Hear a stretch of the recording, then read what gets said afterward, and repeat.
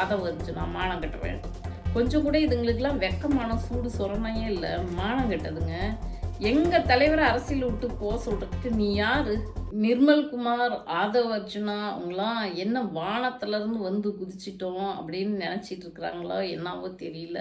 இல்லை இந்த அமைச்சர் பொறுப்பு இந்த இவங்க தான் நிரந்தரமாக அமைச்சராக இருப்போம், இனிமேல் வேற எந்த கட்சியும் ஆட்சிக்கே வராது, தமிழ்நாட்டு மக்கள் நம்மளை மட்டும்தான் ஆதரிப்பாங்க அப்படின்ற ஒரு பெரும் கனவோட ரொம்ப அனாவசியமாக எல்லா தலைவர்களையும் எங்கள் தலைவரை பார்த்து திமுக தலைவரை பார்த்து அந்த நிர்மல்குமார் அந்த ஆள் வந்து பிஜேபிக்காரன், பிஜேபியிலேருந்து அதிமுகவிலேருந்து அதிமுகவிலேருந்து மதிமுகவில் இங்கெல்லாம் இருக்கிற வரைக்கும் அந்த ஆள் யாருன்னே யாருக்குமே தெரியாது. இப்படி ஒரு நபர் இருக்கிறதே தெரியாது.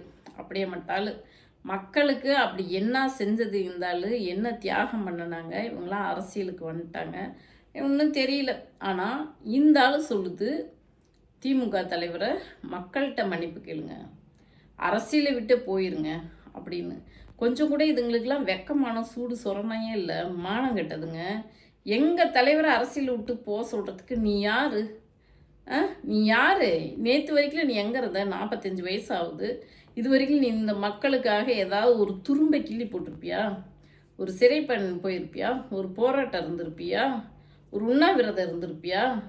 என்ன செஞ்ச இது வரைக்கும் நீ வந்து எங்கள் தலைவரை பற்றி பேசுகிறதுக்கு? எங்கள் தலைவர் யார்? 60 வருஷம் பொது வாழ்க்கைக்கு சொந்தக்காரர். எத்தனை திட்டங்களை நிறைவேற்றியிருக்கிறாரு. எம்எல்ஏ, மேயரு, துணை மேயர், இப்படியே 60 வருஷமாக இந்த மக்களுக்காக உழைச்சிக்கிட்டே இருக்கிற ஒரு தலைவரை பார்த்து உனக்கெல்லாம் வெக்கமா இல்லை? அதே மாதிரி தான் இந்த ஆதவ அர்ஜுனா மானம் கட்டுவேன். கரூர் வழக்கு ஒன்று இருக்குது, அவனால் என்ன செய்ய முடியும்? அன்னைக்கே உங்களெலாம் உள்ளே தூக்கி போட்டிருக்கணும். எங்கள் தலைவர் தப்பு பண்ணிவிட்டாரு, விட்டு வச்சிட்டாரு உங்களை. அன்னைக்கே உள்ளே தூக்கி வச்சுருந்தா இன்றைக்கி நீயும் உன் தலைவன்லாம் இந்த ஆட்டம் ஆடுவீங்களா? உன் தலைவனை தூக்கி வச்சுருந்துருக்கணும். விட்டு வச்சது தப்பாக போச்சு. ஏன்டா லேட்டாக வந்தேன்னு அன்னைக்கும் முட்டி தட்டி இருந்துருக்கணும். ஏன் லேட்டாக வந்த? ஏன் போலீஸ் சொன்னதை மீறி நீ பஸ்ஸு அந்த முன்னாடி நவுத்திட்டு போய் கூட்டத்தில் விட்டு எதுக்கு அத்தனை உயரம் எடுத்த அப்படின்ட்டு அன்னைக்கே உன்னை வந்து முட்டி தட்டியிருந்தா இன்றைக்கி நீ வந்து இவ்வளோ வாய் பேசியிருப்பியா? என்ன கணக்கு?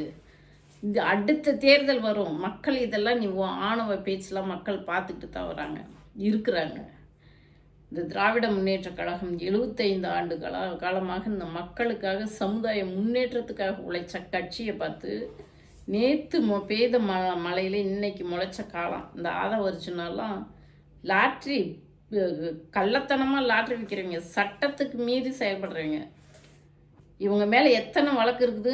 மாமியார் மேலே இருக்குது, பொண்டாட்டி மேலே இருக்குது, அவங்க குடும்பத்தில் எல்லாத்து மேலேயும் வழக்கு இருக்குது, பண பரிவர்த்தனை வழக்கு இருக்குது.